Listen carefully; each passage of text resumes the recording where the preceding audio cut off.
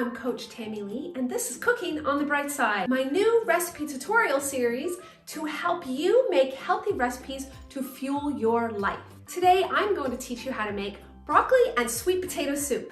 This recipe comes from my Winter Wonderfuls recipe ebook you can find on my website at gofitlife.ca.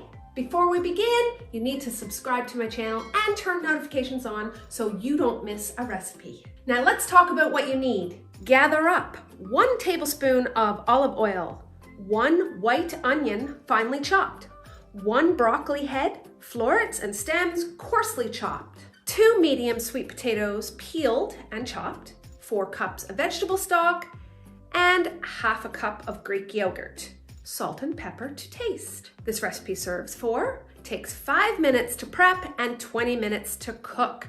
Roughly around 187 calories per serving with 5 grams of fat, 30 grams of carbs, and 9 grams of protein. Let's get to it.